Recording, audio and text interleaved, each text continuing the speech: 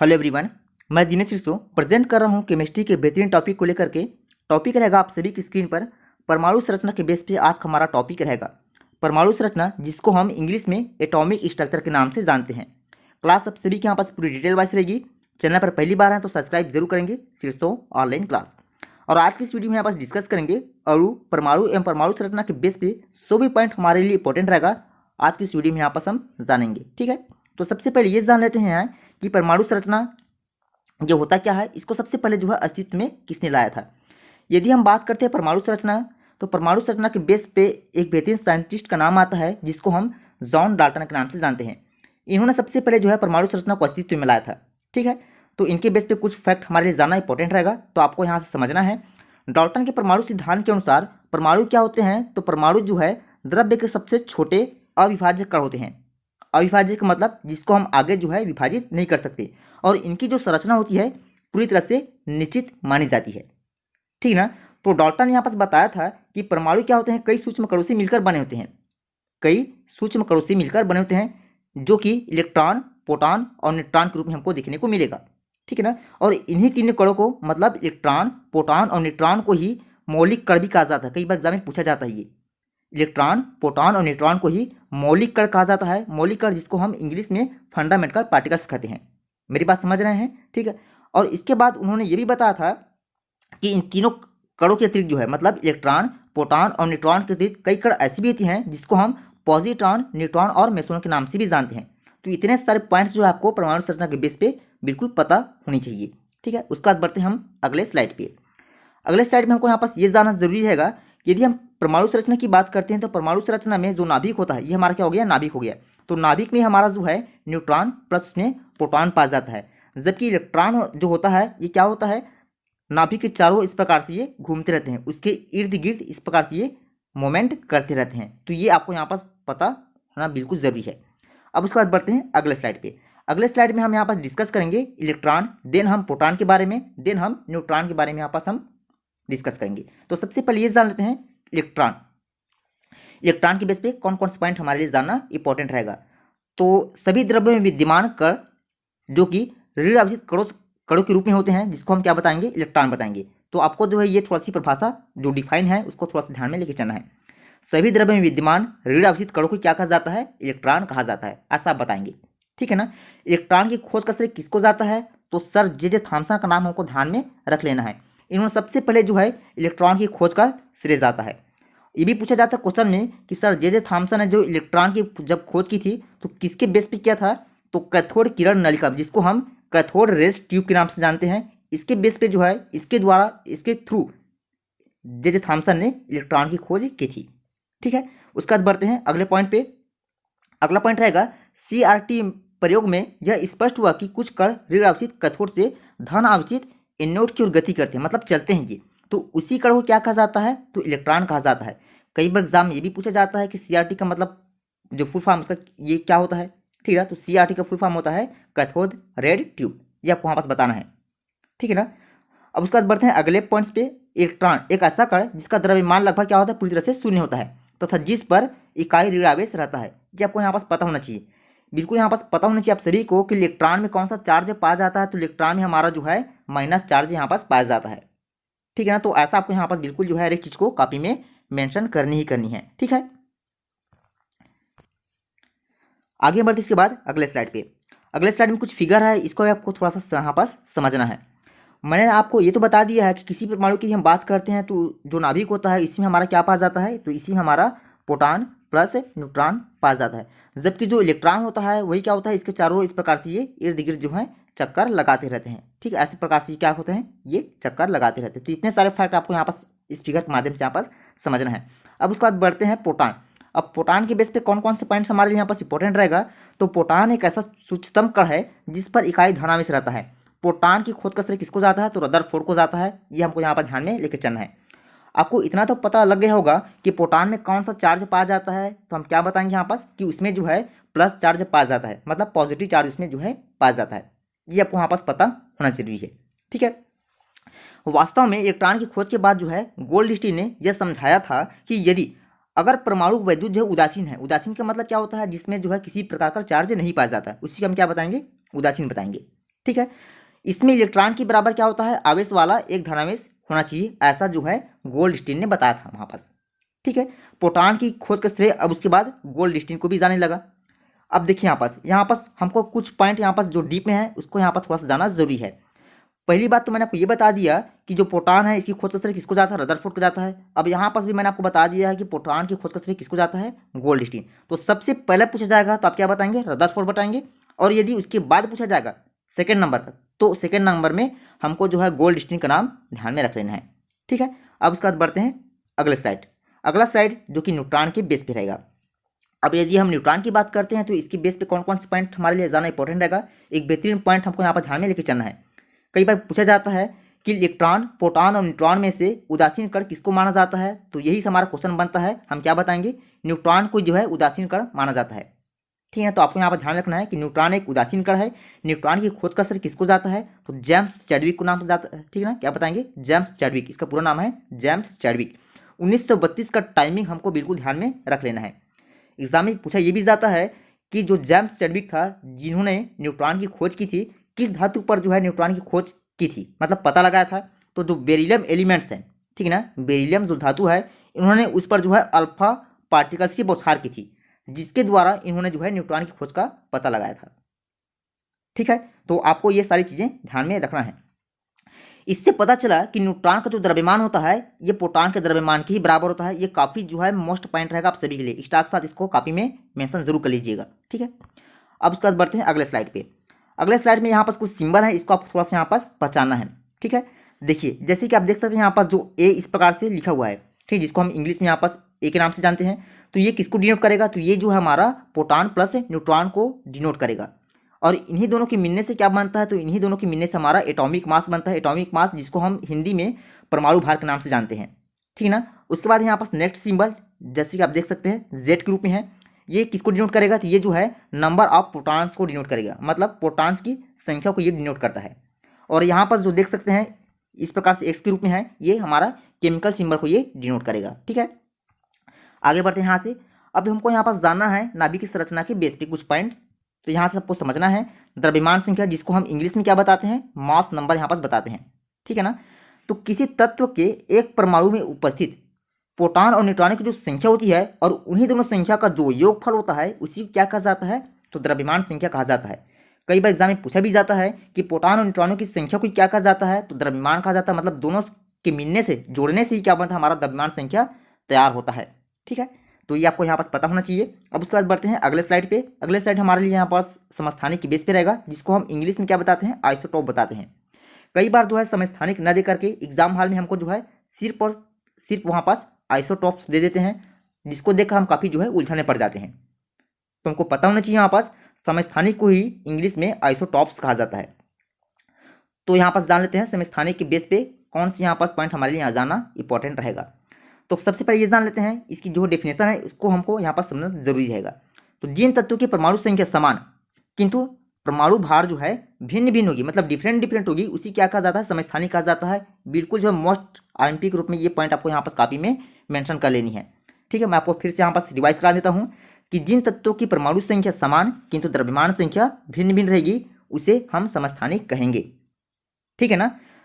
तो उसके बाद आपको जो है ये सारी चीजें यहाँ पर ध्यान में रख लेनी है। मैं आपको थोड़ा सा एग्जांपल में बताना चाहूंगा। जैसे कि हम बात करते हैं यहाँ पास ये आर्गन हो गया। ठीक है ना। अब आर्गन की मान के चलिए एग्जांपल के रूप में कोई भी हम परमाणु संख्या ले लेते हैं या फिर परमाणु भार लेते हैं। तो आपको पता होना चाहिए कि परमाणु भार हमेशा ऊपर में रहता है, ठीक है, जबकि परमाणु संख्या हमेशा नीचे में रहता है ये। ठीक। तो मैंने आपको बताया था कि समस्थानिक, तो समस्थानिक के रूप में मैंने आपको बताया कि इसमें परमाणु संख्या क्या होती है, समान रहती है, मतलब ये वाली संख्या हमारी समान रहेगी। और परमाणु भार क्या रहेगा, ये परमाणु भार हो गया हमारा, तो परमाणु भार हमारा डिफरेंट डिफरेंट रहेगा। तो ये हमको पता होना चाहिए यहाँ पास। ठीक है ना। तो आपको बिल्कुल ध्यान में रख लेना है कि जिन तत्वों की परमाणु संख्या समान किंतु द्रव्यमान संख्या भिन्न भिन्न रहेगी वही हमारा समस्थानिक होगा। ठीक है। उसके बाद बढ़ते हैं नेक्स्ट पॉइंट पे। परमाणुओं के रासायनिक गुण इलेक्ट्रॉनों की संख्या द्वारा नियंत्रित होते हैं, अतः रासायनिक अभिक्रिया में सभी समस्थानिकों के व्यवहार जो है, मतलब नेचर जो है, क्या होते हैं, हमेशा समान होते हैं। ठीक। ये भी आपको यहाँ पास पता होना चाहिए। अगला पॉइंट, पोलोनियम सर्वाधिक समस्थानिकों वाला तत्व है। इसके बारे में हम आगे आप थोड़ा सा कवर करेंगे। ठीक है। कुछ यहाँ पास पॉइंट जानेंगे यहाँ पास पोलोनियम के बारे में। यहाँ पास ये जान लेते हैं कि हाइड्रोजन के यहाँ पास हमको 3 समस्थानिक देखने को यहाँ पास मिलेगा। मैंने यहाँ पास हाइड्रोजन का 3 समस्थानिक इस नाम से यहाँ पास इंक्लूड किया है क्योंकि कई बार एग्जाम में यही चीज़ हमको देखने को मिलता है, कई बार पूछा भी जाता है एग्जाम में कि हाइड्रोजन के 3 समस्थानिक कौन कौन से हैं। तो आपको क्या पता होना चाहिए यहाँ पास, इसमें जो है प्रोटियम, ड्यूटेरियम और ट्राइटेरियम का नाम हमको ध्यान में यहाँ पास लेके चलना है, जिनके परमाणु भार क्रमशः 1, 2, 3 होते हैं, किंतु इनमें जो है प्रत्येक के नाभिक में प्रोटॉन 1 रहता है, अतः परमाणु की संख्या कितनी होगी, 1 होगी। आपको बिल्कुल जो है ये सारी चीजें कॉपी में मेंशन कर लेनी है, ठीक है ना। आप देख सकते हैं यहाँ पास मैंने आपको क्या बताया है कि हाइड्रोजन के 3 समूह हैं, जिसमें हमारा क्या क्या आता है, तो इसमें हमारा आता है प्रोटियम, ड्यूटेरियम और ट्राइटियम। तो पहला यहाँ पास हमको पता होना चाहिए, प्रोटियम हो गया, ड्यूटेरियम हो गया और ट्रिटियम हो गया। आप देख सकते हैं यहाँ पास ऊपर वाला मैंने आपको बताया था, जब भी ऊपर में रहेगा तो हमारा परमाणु भार, नीचे वाला हमारा परमाणु क्रमांक, ठीक है ना। तो इसमें क्या है, हमारा परमाणु क्रमांक 1 है और इसमें हमारा परमाणु भार 1 है। इसमें देखिए परमाणु क्रमांक 1 है, परमाणु भार 2 है, इसमें हमारा परमाणु क्रमांक 1 है, परमाणु भार 2 है। तो मैंने आपको बताया था कि समस्थानिक की परिभाषा कैसी होनी चाहिए करके, तो आप क्या बताएंगे यहाँ पास, जिनकी जो है परमाणु संख्या समान किंतु परमाणु भार जो है भिन्न भिन्न होगी। यहाँ पर भिन्न है, ये भी भिन्न है, ये भी एक दूसरे से मतलब दोनों से ये भिन्न है, ठीक है ना। तो आप क्या बताएंगे यहाँ पास, जिनकी परमाणु संख्या समान किंतु द्रव्यमान संख्या भिन्न भिन्न रहेगी, वही हमारा समस्थानिक होगा, जिसको हम इंग्लिश में आइसोटॉप्स बताएंगे। अब यहाँ पास कुछ इसके जो है मिसयूज हैं, इसको भी थोड़ा सा यहाँ पास समझ लेते हैं, समस्थानिक के अनुप्रयोग। तो ध्यान देंगे यहाँ से, यूरेनियम के समस्थानिक का प्रयोग जो है परमाणु भट्टी में ईंधन के रूप में किया जाता है, पहला पॉइंट। दूसरा पॉइंट यह रहेगा कि कैंसर, ठीक है ना, कैंसर के उपचार में कोबाल्ट के समस्थानिक का उपयोग किया जाता है। कई बार एग्जाम में पूछा जाता है कि कोबाल्ट का उपयोग तो हम किसके रूप में बताएंगे, कैंसर के रूप में बताएंगे, ठीक, मतलब उसके उपचार के रूप में हमको यहाँ पास बताना है। तीसरा पॉइंट की बात करते हैं यहाँ पास, तीसरा पॉइंट रहेगा घेंघा रोग के इलाज में आयोडीन के समस्थानिक का ही उपयोग किया जाता है, ये भी आपको यहाँ पास पता होना चाहिए, ठीक है। चैनल पर पहली बार है तो सब्सक्राइब जरूर करेंगे, शीर्षो ऑनलाइन क्लास। अब उसके बाद बात कर लेते हैं यहाँ पास, अगला पॉइंट रहेगा संभारिक, जिसको हम इंग्लिश में आइसोबार्स के नाम से जानते हैं, ठीक। ये दोनों एक दूसरे के अपोजिट रहेंगे, समस्थानिक और संभारिक जो है। तो यहाँ पास जान लेते हैं संभारिक किसे कहते हैं। तो वे तत्व जिन्हें परमाणु भार समान किंतु परमाणु संख्या क्या रहेगी, अब वहाँ पास भिन्न भिन्न होगी, इसको हम क्या बोलेंगे, संभारिक कहेंगे। इसके पहले वाले पॉइंट्स मैंने आपको क्या बताया था कि समस्थानिक जिसमें परमाणु संख्या समान किंतु द्रव्यमान संख्या भिन्न, अब यहाँ पर जस्ट उल्टा हो गया है, इसमें परमाणु भार समान किंतु परमाणु संख्या भिन्न भिन्न हो जाएगा इसमें, ठीक है ना। तो ये दोनों आपको थोड़ा बिल्कुल जो है ध्यान में रख लेना है, इधर से उधर आपको बिल्कुल भी नहीं करना है। अब इसके एग्जाम्पल के रूप में आपको पता होना चाहिए, इसमें जो है आर्गन, पोटेशियम और कैल्शियम, ये तीनों संभारिक हैं। अब क्यों संभारिक है इसके बारे में थोड़ा सा आगे कवर करेंगे, क्योंकि तीनों का परमाणु भार क्या है, 40 है, किंतु परमाणु संख्या क्या है यहाँ पास, एक का 18 है, दूसरे का 19 है और तीसरे का 20 बता रहे हैं यहाँ पास, ठीक है ना। तो मैंने आपको यहाँ पास परिभाषा से बिल्कुल यहाँ पास स्पष्ट करा दिया है कि वे तत्व जिनके परमाणु भार समान किंतु द्रव्यमान परमाणु संख्या जो है डिफरेंट डिफरेंट है, वही हमारे क्या होगा, संभारिक होगा इसमें, ठीक है ना। आगे बढ़ते हैं यहाँ से, नाइट्रोजन और कार्बन भी संभारिक है, क्योंकि दोनों का परमाणु भार 14 है, जबकि परमाणु संख्याएं एक का 7 है और दूसरे का 6 है। यहाँ पास इस नाम से ये भी क्या होंगे, संभारिक ही होंगे यहाँ पास, ठीक। आप देख सकते हैं यहाँ पास ये हो गया हमारा आर्गन, ठीक है ना। तो आर्गन का जो परमाणु भार है कितना है, 40 है, परमाणु क्रमांक 18 बताएंगे, जबकि जो कैल्शियम है इसका परमाणु भार 40 है, जबकि यहाँ पास जो है परमाणु संख्या 20 है। तो मैंने आपको क्या बताया था संभारिक की डिफिनेशन में कि यदि इसमें जो है परमाणु भार समान किंतु परमाणु क्रमांक जो है, ठीक है ना, डिफरेंट डिफरेंट रहेगी, वही हमारा क्या हो जाएगा, यहाँ पास संभारिक होगा, ठीक। तो ये आपको यहाँ पास पता होना चाहिए। अब यहाँ पास बात करते हैं कुछ अगले स्लाइड के रूप में, यहाँ पास रहेगा सम न्यूट्रॉनिक, ठीक है ना। जिन परमाणु में न्यूट्रॉनों की संख्या क्या रहती है, समान रहेगी, उसे हम क्या बोलेंगे, सम न्यूट्रॉनिक कहेंगे। मतलब इसको जो है हमको थोड़ा सा नाम से थोड़ा सा यहाँ पास स्पष्ट होना बिल्कुल जरूरी है। सम न्यूट्रॉनिक मतलब जिन्हें न्यूट्रॉन की संख्या समान रहेगी, वही हमारा क्या हो जाएगा, यहाँ पास सम न्यूट्रॉनिक कहेंगे उसी को। जैसे कि आप देख सकते हैं एग्जाम्पल में दिया है, फॉर एग्जाम्पल कार्बन, इसका परमाणु संख्या कितना है, तो परमाणु संख्या है यहाँ पास 6, परमाणु भार कितना है, 14 है, तो इसमें इलेक्ट्रॉन कितना हो जाएगा, 6, प्रोटॉन कितना हो जाएगा, 6, जबकि न्यूट्रॉन 8 हम बताएंगे। उसी प्रकार नाइट्रोजन की बात करते हैं तो परमाणु क्रमांक कितना हो जाएगा, इसका 7 है, जबकि परमाणु भार कितना है यहाँ पास 15 है, तो इसमें इलेक्ट्रॉन कितना हो जाएगा, 7, प्रोटॉन कितना हो जाएगा, 7, जबकि न्यूट्रॉन 8 हो जाएगा यहाँ पास। मैंने आपको बताया था यहाँ पास ना, सब न्यूट्रॉनिक का मतलब क्या होता है, जिसमें न्यूट्रॉन हमारा समान रहेगा। अब देखिए यहाँ पर दोनों समान, इसमें भी न्यूट्रॉन 8 है, इसमें भी न्यूट्रॉन 8 है, मतलब ये हमारा क्या हो जाएगा, कार्बन और नाइट्रोजन जो है दोनों हमारा सब न्यूट्रॉनिक में आएगा, ठीक ना। बाकी आप देख सकते हैं इलेक्ट्रॉन, इसमें का इलेक्ट्रॉन 6, इसमें इलेक्ट्रॉन 7, इसमें का प्रोटॉन 6, इसमें का प्रोटॉन जो है 7 है, जबकि न्यूट्रॉन दोनों में इसमें सेम है। तो इसका मतलब जहां पर न्यूट्रॉन की संख्या समान रहेगी, वही हमारा क्या होगा, सब न्यूट्रॉनिक होगा, मतलब आइसोटोन्स होगा, ठीक है। अब उसके बाद बढ़ते हैं अगले पॉइंट्स पे। अगला पॉइंट्स जिसको हम यहाँ पास सम इलेक्ट्रॉनिक बताएंगे। अब इससे भी आपको थोड़ा सा स्पष्ट होना चाहिए, इसमें इलेक्ट्रॉन हमारा क्या हो जाएगा, समान। उसमें हमारा न्यूट्रॉन समान था, इसमें हमारा इलेक्ट्रॉन समान रहेगा। तो ऐसे आयन जिनमें इलेक्ट्रॉन की संख्या समान रहेगी हमारे क्या हो जाएगा, यहाँ पास सम इलेक्ट्रॉन कहलाएंगे, उसी को सम इलेक्ट्रॉन हम कहेंगे। तो इसमें हमको जो है एग्जाम्पल के रूप में सोडियम, मैग्नीशियम, इसका नाम बिल्कुल जो है ध्यान में लेके चलना है, ठीक है। अब इसके बाद अगले पॉइंट्स पे आते हैं जिसको हम यहाँ पास तत्व के रूप में यहाँ पास हम कवर करेंगे, ठीक है ना। मॉलिक्यूल्स ऑफ एलिमेंट्स, किसी तत्व के एक ही प्रकार के परमाणु, ठीक है ना, किसी तत्व के अणु एक ही प्रकार के परमाणु से बने होते हैं। अनेक तत्व के अणु उसी तत्व के केवल एक ही परमाणु द्वारा निर्मित होते हैं, जैसे कि आर्गन, हीलियम इत्यादि, ठीक। वैसे तो ये पॉइंट इंपॉर्टेंट नहीं है, फिर भी आपको थोड़ा सा यहाँ पास ये सारी चीजें ध्यान में रख लेनी है, ठीक है। अधिकांश तत्वों में 2 या 2 से अधिक परमाणु या फिर अणु बनते हैं, ठीक है ना, ये भी आपको पता होना चाहिए। जैसे कि फॉर एग्जांपल देख सकते हैं ऑक्सीजन, और हम यहाँ पास क्लोरीन को यहाँ पास बताएंगे, ठीक है। नेक्स्ट पॉइंट की बात करते हैं, परमाणु की बेस पर रहेगा। परमाणु की बेस पर कुछ पॉइंट रहेगा डीप में, उसको आप थोड़ा सा यहाँ पास जान लेंगे। सभी द्रव्य के सबसे छोटे अविभाज्य को हम क्या कहते हैं, परमाणु कहते हैं, ठीक है ना। तो आपको पता होना चाहिए यहाँ पास एक शब्द आया है अविभाज्य कण, ठीक है ना, जिसको हम क्या बताएंगे, यहाँ पास परमाणु कहेंगे।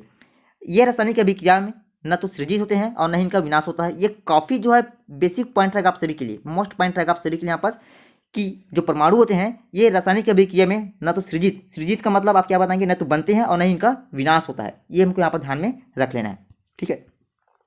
नेक्स्ट पॉइंट रहेगा अणु के बेस पे। तो देखिए यहाँ पास समझिएगा, यहाँ से अणु किसी तत्व या यौगिक का वह सूक्ष्मतम कण होता है जो कि स्वतंत्र रूप में रह सकता है और जो उस तत्व का यौगिक के सभी गुणधर्मों को प्रदर्शित करेगा, वही हमारा क्या हो जाएगा, तो वही हमारा अणु कहलाएगा, ठीक है ना। साधारणतः अणु 2 या 2 से अधिक परमाणु का समूह होता है जो आपस में रासायनिक बंध द्वारा जुड़े होते हैं। कई बार ऑप्शन में ऐसा दिया जाता है कि मतलब अणु के बेस पे इसमें सही कथन क्या है, तो गलत कथन हमको बताना है। मतलब सही और गलत कथन के बेस पे कुछ पॉइंट्स हमको देखने को मिलेगा अणु के बेस पे, मॉलिक्यूल्स के बेस पे, ठीक। तो ये आपको जो है यहाँ पास ये पॉइंट आपको वहाँ पास एग्जाम में काम में आएगी, ठीक है। अब उसके बाद अगला पॉइंट रहेगा यौगिक अणु के बेस पे, मॉलिक्यूल्स ऑफ कंपाउंड्स। भिन्न भिन्न तत्वों के परमाणु एक निश्चित अनुपात में परस्पर जुड़ क्या बनाते हैं, यौगिक अणु जो है निर्मित करते हैं। फॉर एग्जाम्पल हम अमोनिया का ले सकते हैं और कार्बन डाइऑक्साइड के यहाँ पास लेके बताएंगे, ठीक है। जैसे कि आप देख सकते हैं यहाँ पास थोड़ा सा मैं आपको क्लियर करा देता हूँ, ठीक है। जैसे आप देखेंगे यहाँ पास ये हो गया हमारा नाइट्रोजन और ये इसमें होगा हमारा हाइड्रोजन। तो मैंने आपको क्या बताया था कि भिन्न भिन्न तत्वों के जो परमाणु होते हैं वो एक निश्चित अनुपात में परस्पर जुड़कर क्या बनाते हैं, यौगिक अणु निर्मित करते हैं। अब ये हमारा नाइट्रोजन हो गया, ये हमारा हाइड्रोजन हो गया, और दोनों मिलकर क्या है, एक यौगिक अणु यहाँ पास निर्मित कर रहे हैं। उसी प्रकार आप यहाँ पास भी देख सकते हैं, एक कार्बन हो गया, दूसरा ऑक्सीजन हो गया, तो दोनों मिलकर यहाँ पास क्या बना रहे हैं, एक यौगिक मतलब यहाँ पास बना रहे हैं, ठीक है ना, जिसको हम यहाँ पास कार्बन डाइऑक्साइड बताएंगे, इसको हम यहाँ पास अमोनिया बताएंगे, ठीक है ना। अब उसके बाद बात करते हैं अगला पॉइंट रहेगा आयन। तो आवेशित परमाणु अथवा परमाणु का ऐसा समूह जिस पर जो है नेट आवेश विद्यमान होता है, जिसको हम क्या बताएंगे, यहाँ पास आयन बताएंगे, ठीक है ना। आयन 2 प्रकार के होते हैं, जिसमें हमारा पहला आता है धनायन, जिसको हम केटायन बताते हैं इंग्लिश में। दूसरा होता है ऋण आयन, जिसको हम एनायन बताते हैं इंग्लिश में, ठीक है। जब आयन पर धन आवेश होता है तो इसी को धनावेश कहते हैं, ठीक है ना। फॉर एग्जाम्पल इसको देख सकते हैं यहाँ पास पोटेशियम प्लस, तो ये हमारा हो जाएगा पोटेशियम आयन। उसी प्रकार जब आयन पर ऋण आवेश रहेगा तो उसी का हम क्या बताएंगे, ऋण आयन बताएंगे, ठीक है ना। फॉर एग्जाम्पल आप देख सकते हैं सल्फेट का देख सकते हैं यहाँ पास, ठीक है ना, सल्फेट माइनस आयन, ऐसा हम यहाँ पास बताएंगे। अगला पॉइंट की बात करते हैं परमाणु द्रव्यमान के बेस पे कौन से पॉइंट हमारे यहाँ पास इंपॉर्टेंट रहेगा। तो किसी परमाणु के द्रव्यमान को परमाणु द्रव्यमान कहते हैं, सिंपल सी भाषा आपको यहाँ पास पता होना चाहिए, ठीक है ना। इसकी मापने की क्या है, तो यूनिफाइड एटॉमिक मास यूनिट, मतलब जिसको हम यहाँ पास यू से डिनोट करते हैं, ये इसकी क्या होती है, मापने की इकाई होती है, ठीक। तो ये इतने सारे पॉइंट जो है आपको बिल्कुल जो है आज की सेशन में आपको पता होना चाहिए, ठीक है। चैनल को सब्सक्राइब जरूर करेंगे सिरस्वाली क्लास, और अधिक से अधिक इस वीडियो को अपने दोस्तों को भी बिल्कुल शेयर करेंगे। 16वीं गाइस, तब तक के लिए जय हिंद, वंदे मातरम, वेलकम। और हो सके तो अपने प्यार पर कमेंट्स जरूर कमेंट्स समझ देंगे, ठीक है। तब तक के लिए जय हिंद।